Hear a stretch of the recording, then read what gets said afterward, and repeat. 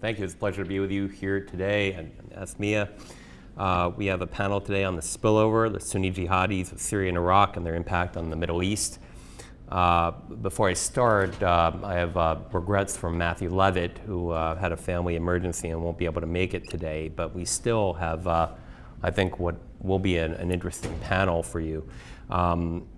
We have today Lori Plotkin Boghardt, the Barbara K. Family Fellow at the Washington Institute for Near East Policy. Lori is a specialist in Gulf affairs. She spent 10 years in the U.S. intelligence community. She worked for RAND. She has a PhD from Oxford. She really spends a great deal of time going back and forth to the Gulf and is a real expert in that area. We're also joined by Aaron Zelin.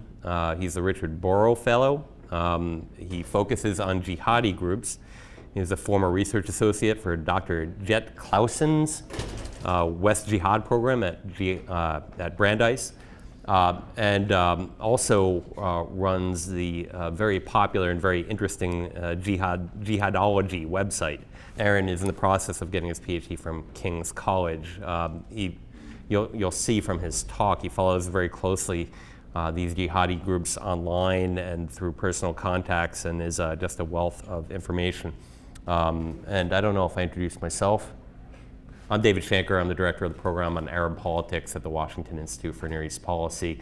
And I write about developments in Arab states, most predominantly Jordan, Syria, Lebanon, and Egypt. And I travel back and forth to the region. Before that, I worked in the Office of Secretary of Defense for a number of years, advising the Secretary Rumsfeld on Syria, Jordan, and Lebanon, and Palestinian affairs. With that, we're going to start today with Lori. We're going to make our talks about 12, 15 minutes so that we have a lot of time for an exchange. I think it's much more interesting hearing from you what you want to hear about than hearing from us what we want to tell you about. So Lori, please, thank you very much. Thanks, Dave. Good morning. The jihadi component of the conflict in Syria especially, but also of the conflict in Iraq, has had a dramatic impact on most of the Arab Gulf monarchies. But in order to best understand the dynamics of that impact on the Gulf, we have to reframe the primary question of the panel. I think the most useful question when it comes to the Gulf states isn't to what extent have jihadi groups impacted extremism in the Gulf or impacted the Gulf monarchies. The most illuminating question, the most constructive question, is what is the interplay between the jihadi groups abroad, especially in Syria, on the one hand, and the Gulf on the other hand? What is the multifaceted relationship between these two parties? The reason for this is straightforward. The Gulf states have helped fuel the jihad in Syria with their support. And it's important to put this in the right context. It's not uncommon among Sunnis in the Gulf to view some of these jihadi groups in Syria as legitimate and appropriate combatants against the brutal Assad regime and its allies, Iran and Hezbollah, as well as against exclusionary Shiite rule in Iraq. This is not an uncommon Gulf Sunni perception. So there are a number of components of this multifaceted relationship, and I'll mention three today. One is continued support from various elements in the Gulf to the jihadi groups, and this comes in the form of money, this comes in the form of personnel of jihadis themselves, this comes in the form of political support, and U.S. Treasury designations of al-Qaeda financiers who are Gulf citizens shed some light on this. Another good source is Gulf governments themselves, who have been, some of whom have been arresting and prosecuting financiers in their own countries. But probably both of these sources, the information we have from both of these sources, reflect a fraction of the support that jihadi groups are receiving from the Gulf. A second factor of this relationship, of this interplay, is that some of the jihadi groups that receive support from the Gulf also seek to undermine the Gulf governments, the Gulf states themselves. The threat from jihadi groups for the Gulf extends beyond ISIS. It's broader than ISIS. It has serious implications beyond ISIS. But over the past year, when we think of jihadi blowback, we have seen primarily ISIS attacks in the peninsula. So as an aside, I'd like to mention that when we talk about the original source of that ISIS blowback, we're talking about limited private citizen support for ISIS. We're not talking about Gulf government support for ISIS, which doesn't seem to appear. It doesn't appear to exist.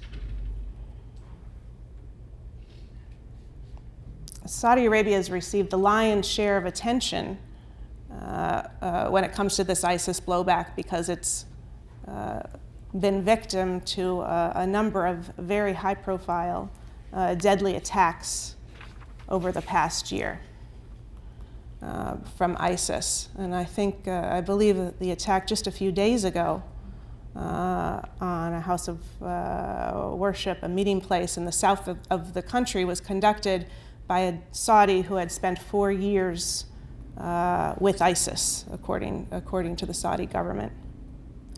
But there are deep concerns about ISIS activity beyond the kingdom. These kind of deep concerns extend to almost every other Gulf monarchy. Kuwait, for example, suffered its worst, most deadly attack in its history last June, and it continues to round up and prosecute ISIS supporters in the country. In fact, even before the terrorist attack in June, last year, Kuwait said it was keeping tabs on more than 130 ISIS supporters in the country.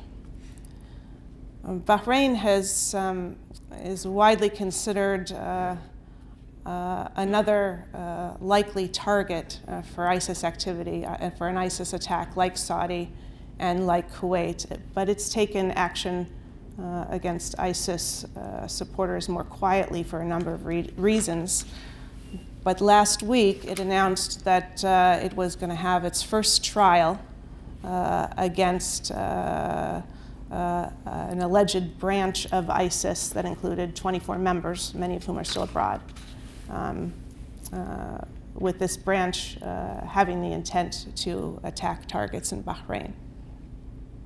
The UAE is also prosecuting individuals who it says are linked to an ISIS-like group, as well as Jabhat al-Nusra.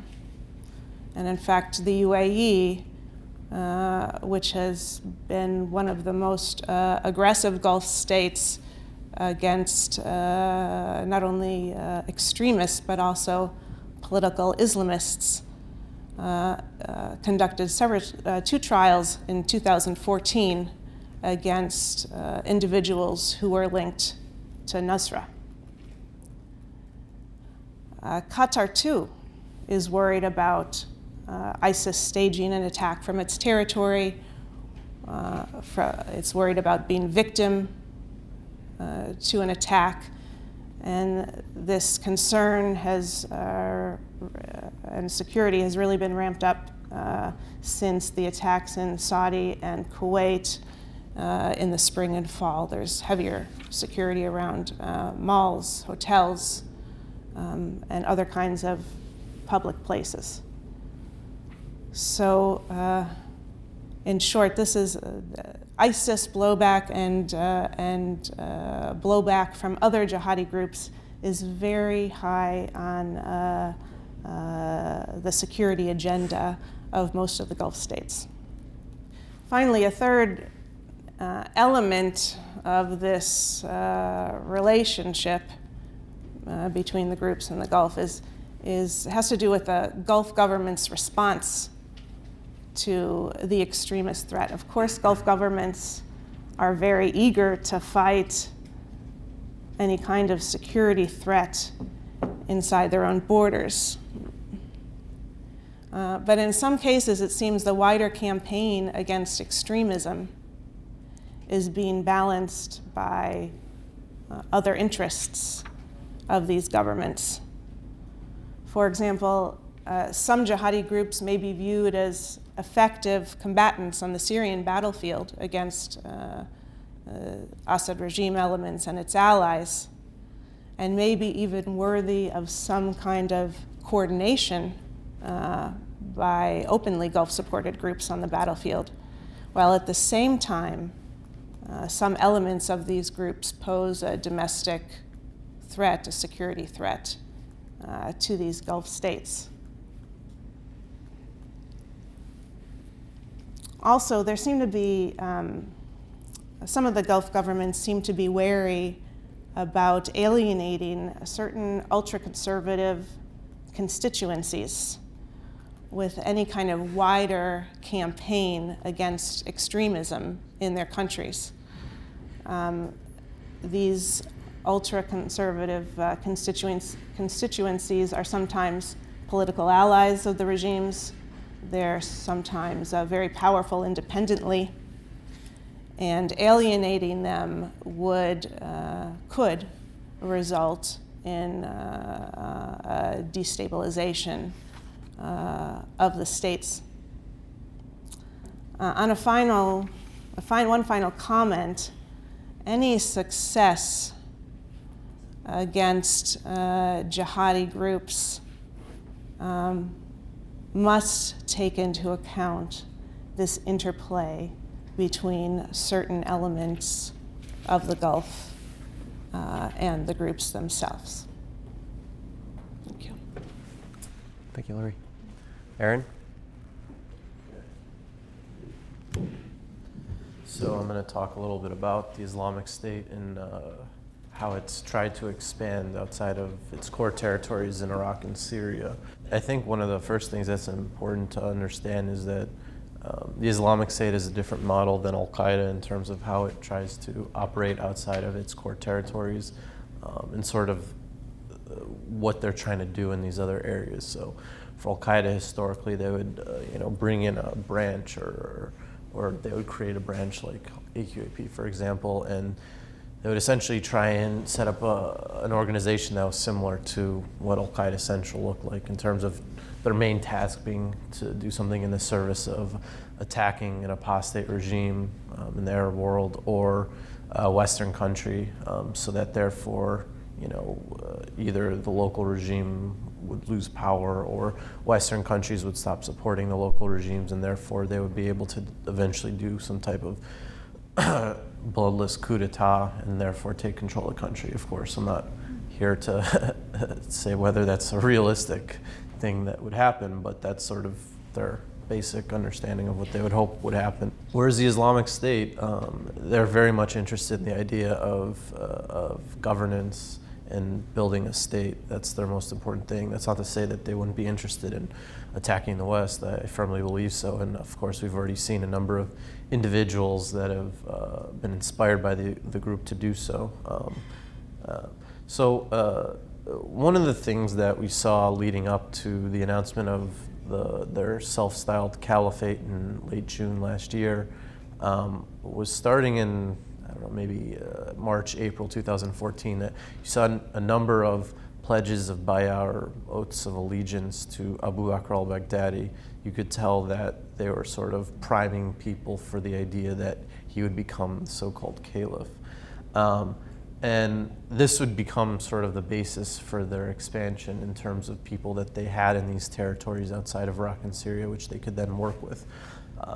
It's important to note, though, that not everyone that pledged bay'ah or said that they supported the Islamic State has been accepted as a wilaya or province of the Islamic State, since with Al-Qaeda you would get Al-Qaeda in the Arabian Peninsula, Al-Qaeda in Iraq, Al-Qaeda in the Islamic Maghreb, etc.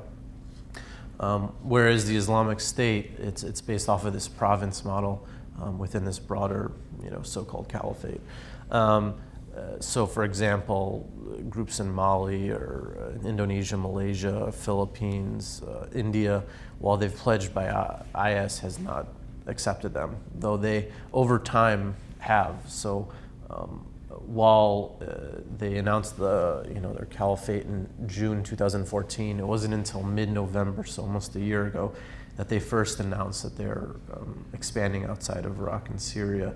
And they announced different provinces in Algeria, Libya, the Sinai, Saudi Arabia, and Yemen. And then later in January this year, we saw them doing one in the AfPak region, and then in March in Nigeria. And more recently, we've seen one cropping up in the Caucasus as well. Within that, you have, there are 37 different wilayat in 12 countries. So just to give you context for it, there's 7 that they've claimed in Yemen, 1 in the Caucasus, 3 in Libya, 2 in Saudi Arabia, 1 that spans both the Saudi and Bahraini border, which is the most recent one they've announced after the attack about a week or 2 ago. So 1 in Algeria, 1 in Egypt, 1 that's Afghanistan and Pakistan, and then there's 1 in Nigeria. So what is the Islamic State's model? Based off of my own research, I've been able to sort of come up with a framework to better understand how essentially the Islamic State goes from 0 to 60, or from no territorial control of anywhere to complete consolidation of an area. And each province has a varying degree of this depending on the strength of the state there. So within this, there are 2 sort of stages, I would argue. There's the pre-territorial control one, where they don't have full control of an area, and then there's the post-territorial, or full takeover of the territory. And within each one, there's 5 phases, I'd argue. There's the intelligence, military, dawah, and hizbah, and governance phases. I could briefly go through this if you'd like. So before they control territory fully, they sort of set up sleeper cells. They're buying off and co-opting local clans and tribes and groups. They're learning about the local terrain and the notables and their enemies. During the military phase, this is the stuff that you've probably heard about most in the media, their asymmetric warfare, hit and runs, assassinations, IEDs, car bombs, suicide bombs, etc. In the dawah phase, in the first stage, you see them reaching out to locals, them doing a bunch of dawah forums focused on youth, passing out their dawah literature on the streets, at markets, and checkpoints, outreach to local notables and tribes to get their buy-in and potentially get them to pledge bay'ah. Then you have the hizbah phase, which is just their moral policing and sort of consumer protection. You see in the first stage that they're burning cigarettes, hookahs, what they deem as sorcery, the destruction of Sufi and Shia shrines. Obviously, we've seen the ancient artifacts. They're also checking to make sure people are praying on time and that people are closing their shops during the 5 prayer times. And they're also monitoring the food and medicine to make sure it's not spoiled or expired. And then lastly, in the governance phase, before they have full control, they do some basic taxation. You see some basic judicial penalties and sort of reconciliation work between different factions or people that are aggrieved within the territory. And then you see basic social services like medicine and food. And then once they have full territorial control over a particular area, And we've only really seen this in a few of their provinces in Iraq, Syria, and one in Libya.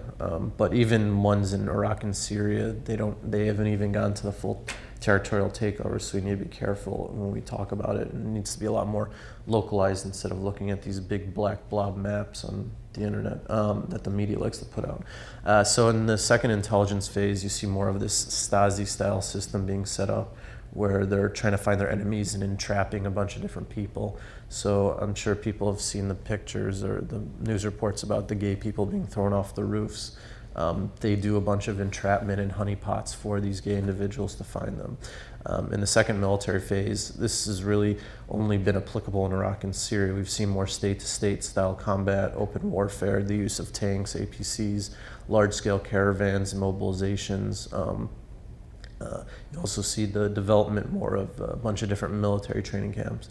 In the second Dawah phase, you see the setting up of billboards in different areas that they control to reinforce their message locally. You see the creation of what they call media points, where they have either Winnebagos or these kiosks where they're handing out their primary source stuff locally on the ground, whether it's through CDs, DVDs, SIM cards, or printed content. And then they sort of have these community video viewings of things that they've posted online. So while people obviously worry about what they're doing on Twitter and the like, it's just as much of an issue, in my opinion, locally. And they obviously have more of a reach and control locally to really force people into this. And then the second Hizbah phase, you see more of the large-scale penalties you might hear about, such as the Tazir, which is the corporal, the Qisas, which is retribution, and then the Hudud penalties, which is the fixed penalties from the Quran. Cutting off people's hands, crucifixions, and all the other ones. And then in the second governance phase, this is the most advanced and sophisticated aspect of this, where we've really only seen a little bit of it in parts of Iraq and Syria and Libya and nowhere else. You see them putting up flags to essentially mark their territories. I mean, if you go down to Pennsylvania Avenue in DC, you'll see all the American flags, same idea. You see a bunch of road signs being put up since they changed the name of villages and roads. And then you see the starting of a bunch of public works projects, whether it's building roads or making roads that were gravel into blacktop, fixing electrical lines, cleaning roads, landscaping, building new mosques and new shops, not just markets. And then lastly, restarting industries such as water facilities, doing seasonal harvests, stone quarries, marble, wood, blacksmith, brick, growing of fruits and vegetables. I know this sounds really mundane for jihadism, but this is the reality of what they're doing. They're really trying to set up a state. With that said, in terms of, whether this is viable outside of their core territories, we've really only seen them being able to copy this model in a full-scale manner in their Wilayat Tarabulus, which is just in Libya, and only really in the city of Sirt, Naufila, and Ben Jawad, and a bunch of other smaller villages there. Whereas you've only seen most of the other places still being in the first stage where they don't really have territorial control. So I think, when you hear a lot of these stories and news reports about the Islamic State expanding to different areas, it's important to sort of distinguish between, somebody saying something and them actually doing something. While they're certainly trying to do stuff in other areas, they're not necessarily having the easiest go. They also have the challenges of, Al-Qaeda's different branches in different areas, whether it's in Somalia or Yemen or AfPak region and the like. So far now, besides Libya, a lot of it's still very much in the process of trying to build up support and logistics and manpower to be able to try and get through these different phases and then on to the second stage of the full territorial control. I'd say that what's happening in Algeria and the Caucasus is nothing. Literally, they're either in Algeria more or less defeated by the regime already, or in the Caucasus they're just taking pictures in the forest and not really doing much else. In Nigeria, obviously Boko Haram turned into Wilayat Gharbi Frikiya, but they more or less have been continuing to do what they did previously. Nothing's really changed much, and they're probably the province that's most sort of far away from them in terms of, you can't really tell that there's much command and control over them, whereas most of the other provinces, you can tell that it's being run out of Iraq and Syria. In the Sinai, you sort of have this slow burn, but beyond just the intelligence and military aspects, you really haven't seen them doing that much of the Dawah Hizbur governance. You've seen like token signs of it, but it's more propaganda than anything. The areas that I think that they have the most chance of succeeding in are going further down the lines of the different phases within the first stage, as well as possibly getting to the second stage, as I mentioned, is probably in Yemen and the AfPak region, just because of the destabilization in those two places, and the fact that there's sort of a normalization in some regards of jihadi ideas over the past couple of decades in all those areas, even if obviously there is different ideological aspects to it. When you look at AQAP versus ISIS, AQAP wouldn't attack a Houthi or a Zaidi mosque or something along those lines. And then, of course, the Taliban/Al-Qaeda versus IS in Afghanistan. And we've seen them sort of carve out a little area in Nangarhar province, in part because it's right on the Pakistani border. And a lot of the core members of Wilayat Khorasan in the AfPak region are former members of the Tehrik-i-Taliban Pakistan. While there are definitely some defectors from the Afghan Taliban and Al-Qaeda, most of them are Pakistanis. So you see what's going on there. So in terms of looking forward, I'd say that continue to look at Libya and seeing how they're trying to consolidate more control there and potentially go after some of the oil fields, because I think that's the next steps for them so they can get more revenue locally. And then also, if we see them advancing more in the Yemeni and AfPak theaters, all of the other ones I'd argue are still kind of, hit or miss. So thank you. Thank you, Aaron. I'm going to talk about the impact of the Sunni Jihadis, the spillover on Lebanon and Jordan. Primarily, we're talking in terms of refugees, the effect on the economy, and of course, ideology, because ideology traverses borders. I'll talk first about Lebanon. I just returned from a week or so in Lebanon. Lebanon's doing better than one would think they should be doing. This is a state that has about 1.5 million refugees who have fled, maybe paradoxically or not from ISIS or the jihadis, but rather from the Assad regime. These are mostly Sunni Muslims. Now we have to remember Lebanon is a fractious, sectarian, divided state, 4.5 million people.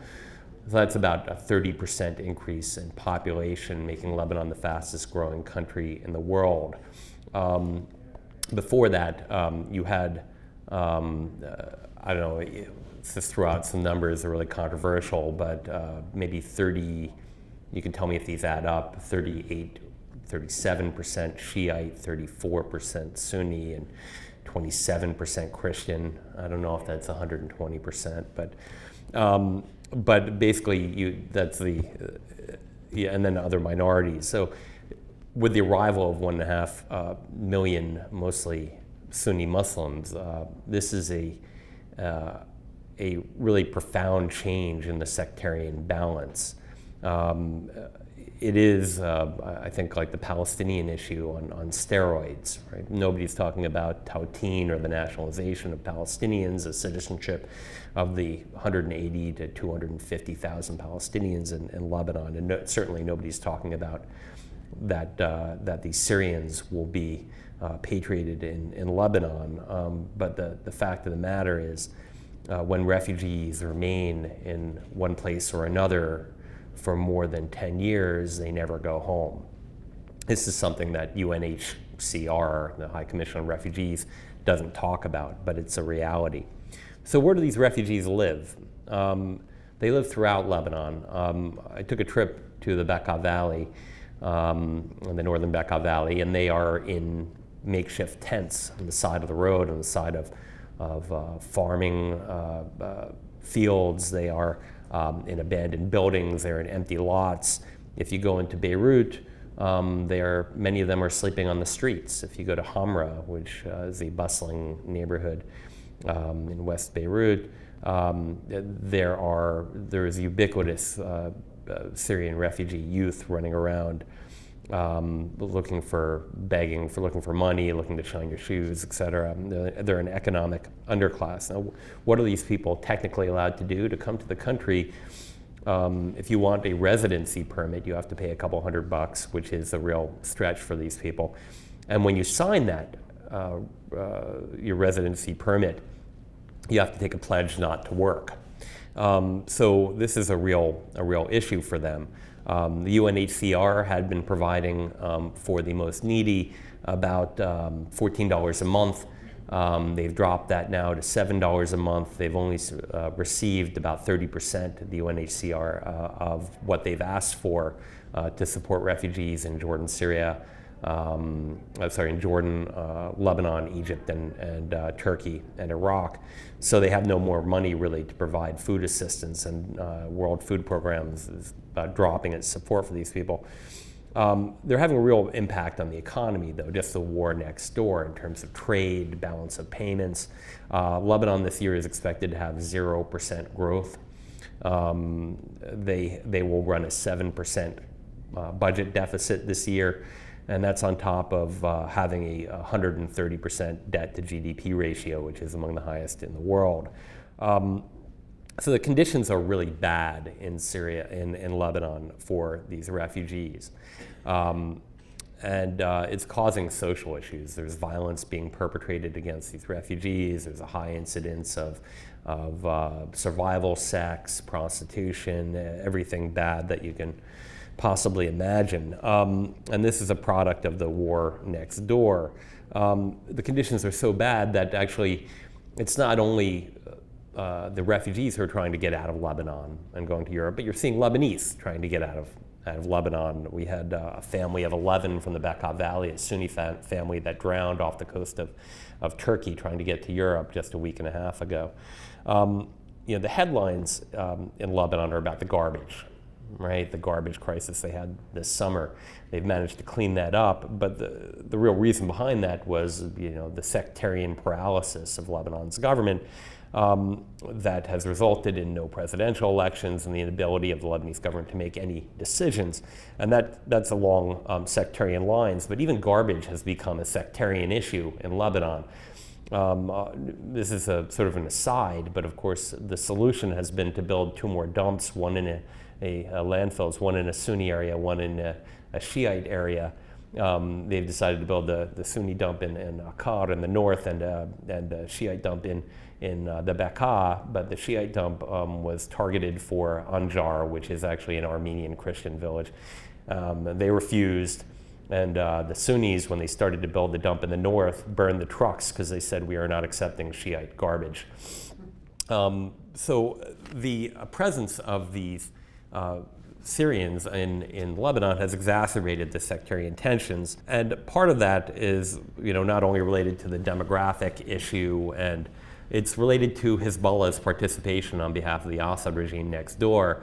The militia has 5,000 troops deployed next door, and they have helped to kill the better part of 350,000 mostly Sunni Muslims, and that's not going over well in Lebanon. And the best thing about Lebanon right now is the security situation, right? Remember a year ago we had, between 2013 and 2014, we had a spate of some 19 car bombings, suicide bombings in Hezbollah and Sunni areas, purely sectarian attacks. The government took a decision, not to escalate here, but all the sects. It was a very conscious decision, so much so that Saad Hariri and Nasrallah, after one bombing in Dahia, both decided to blame Israel for the attack. I think that was a great sign of the desire not to escalate. But it's having an impact, and we haven't quite seen the full impact of that yet in terms of security, because the security is so good because you have basically the Ministry of the Interior controlled by Nuhad Mashnouk, a future party Sunni Muslim. basically working for cooperation across all Lebanese security agencies, from the Lebanese Armed Forces, non-sectarian, to the ISF, to the General Security, and most notably with Hezbollah. So there has been deconfliction and basically cooperation and collaboration between the government, the LAF, the Lebanese Armed Forces, and Hezbollah. Most of the people, and I can give a couple examples. I mean, the most notable are in Saida from a year and a half ago, where the Lebanese Armed Forces worked side by side with Hezbollah troops to attack Sheikh Asir. We can talk more about that. Or even in Arsal, with the Lebanese Armed Forces, with Hezbollah surrounded this town on the border that was controlled by Jabhat al-Nusra and ISIS. The Lebanese Armed Forces has also been shelling into Syria in support of Hezbollah operations in Qusair, etc. So most of the Lebanese Armed Forces is comprised of Sunni Muslim conscripts from Akkar, from the north, which is the poorest area in Lebanon. And these people are beholden to the Lebanese Armed Forces for mobility, social mobility, for jobs. It's really a profession and a social welfare issue.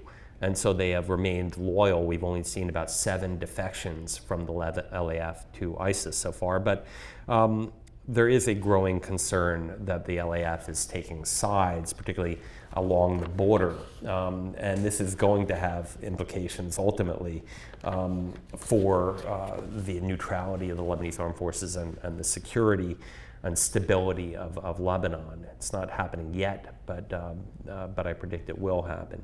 In Jordan, it's a somewhat less complicated issue, but nonetheless profound impact of the war next door. They themselves have about 1 million refugees. The Jordanian government says 1.4 million. UNHCR says there's about 700,000 registered refugees. Where do these people live? Well, we all hear about Zatari and Azraq refugee camps. These refugee camps only house about 120,000 refugees. The rest of these 1 million or 1.5 million refugees live throughout Jordan, mostly in Amman, but in the north you have a town like Mafraq, which is near the Zatari refugee camp. Before the war started, it had 80,000 residents. Today it has over 200,000 residents. This is not a refugee camp, this is a city. Zatari, by the way, is Jordan's now 4th largest city. It's a refugee camp. But these people live all over Jordan, right?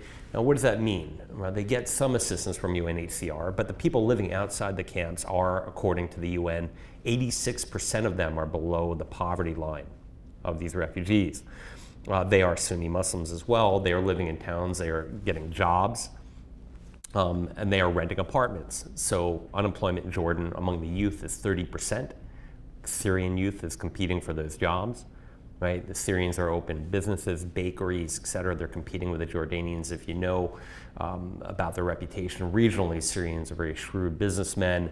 They are going to do very well in Jordan. And this is going to create some social issues. We haven't seen much so far, but about 1.5 years ago in Tafila, which is a town about 3 hours south of Amman, one of the most tribal of the areas of the kingdom. In fact, Tafilans make up many of the palace guards. You had an incident where a Syrian refugee killed a Jordanian tribesman, and after protests the next day, some 700 of these Syrian refugees were put on the back of trucks and driven across town lines. We've not seen a lot of this, but I think we're going to see more of it because once again, if these refugees stay in Jordan, right, for more than 10 years, they're never going to go home, right? 50% of the housing is destroyed in Syria. The war is not going to end anytime soon. And even if it does, there's going to be violence in Syria for some time to come. Now, what is the impact ideologically? Well, we don't really know yet. Like everywhere, I travel throughout Jordan, like everywhere, you're seeing people that look more Salafi, right, that are, whether that's more personally pious. We do have an estimate of some 3,000 or so. Aaron, you can correct me if that's wrong. About 3,000 Jordanians who've gone to join the jihad in Syria so far. Initially, that was tilted strongly toward Jabhat al-Nusra, but increasingly we're seeing people move toward ISIS. Nothing breeds success like success. You've had, I think most tellingly, I mean, maybe this is a surprise, but I've counted 3 sons of members of parliament who have joined the jihad and been killed in Syria. Now, parliament has 140 members. These are the upper class and primarily tribal members of Jordanian society. So if that's, let's say it's maybe 1.5% of the Jordanian population among the elite, I'd say that number is going to be higher among Jordan's impoverished and more pious traditionally. So this is an issue to look out for. I think ideologically, you know, it's horrible to say, but before, say about 2014, there was polling in Jordan that indicated that 60% of Jordanians, and we can check the numbers on this, I've got them written down, let's call it 60% of Jordanians, only 60% said that ISIS was a terrorist organization, right? Even fewer Jordanians said that Jabhat al-Nusra was a terrorist organization. Now, it's sort of understandable, this is a Sunni Muslim state, these are the only effective fighting forces against the Assad regime, if you can say that ISIS fights against the Assad regime, certainly Jabhat al-Nusra does. This was the view. Now, that was sort of in line with the Jordanian view before 2005, when some 60 or 70% of Jordanians said bin Laden was a great guy, right? That was before the Amman hotel bombings, right? The Jordanian 9/11. Well, after Qasasbeh, and maybe Qasasbeh was the best thing that happened, because there was a huge majority of Jordanians before Qasasbeh, the Jordanian pilot, was burned last year, who opposed Jordanian involvement in the anti-ISIS coalition in Syria. Now that may have changed, sort of along the lines of what happened after the 9/11, because in Jordan after 2005 hotel bombings, the statistics dropped, and now it's like 13-15% of Jordanians who approve of bin Laden, right? It dropped dramatically after the hotel bombings, but we still don't know. And Jordan is not Iraq. Jordan can defend its borders, its army is coherent, it's effective, it's loyal, it's homogeneous, right? And so they're not going to cut and run when ISIS comes south. But they have other issues, right? That is that it's not necessarily going to be ISIS that crosses the border. It's going to be if the Russians start moving south, Jordan could get a couple 100,000 more refugees, which they don't want. What's more is that, as I said earlier, the ideology traverses the borders, right? So with ISIS or Jabhat al-Nusra on the border, with the ongoing slaughter of Sunnis, this resonates among the Jordanian population. And so we're going to see this. So what does this mean for the United States, both Jordan and Lebanon? I'll conclude with this. Well, certainly the prospect of Russian operations pushing back in rebel-controlled areas means that both Lebanon and Jordan will get more refugees. There's no question. Jordan has decided not to let any more refugees in. They're trying to establish a safe zone, a de facto safe zone on the Syrian side of the border. But if more refugees come south, there's going to be more pressure on this. How are they going to respond? What is the United States going to do? If the past is any precedent, this administration will do nothing but send more weapons to Jordan. But this is really an issue for us because Jordan and Lebanon have reached the saturation point. The policy of Syria right now is to empty the country of Sunni Muslims, right, to improve the demographic balance of the Assad regime. And this, over time, has a destabilizing impact on Jordan and Lebanon. Now, Jordan is the United States, I think, most reliable Arab partner. So this is really an enormous issue for the United States. We don't have very many reliably pro-Western regimes, Arab regimes in the Middle East. So Jordan is crucial in that regard, also being a peace partner with Israel. Lebanon's a little bit more little in the more gray zone, right? This is a country in 2005 and 2009, the only Arab country that has consistently voted in pro-West parliaments, right? Notwithstanding the fact that Hezbollah has taken over the country essentially. Lebanon is important for the United States because this is a battleground between Iranian ideology and more moderate pro-Western, nominally pro-Western ideology. And it's not a battle that the United States can afford to lose. And if Lebanon is destabilized, I think there's no question that Hezbollah will take over. It's already in the process of doing that. Anyway, I've talked far than long enough. I'd like to thank you all for coming, and we can look forward to talking to you after the session. But Aaron, Lori, and thank you very much.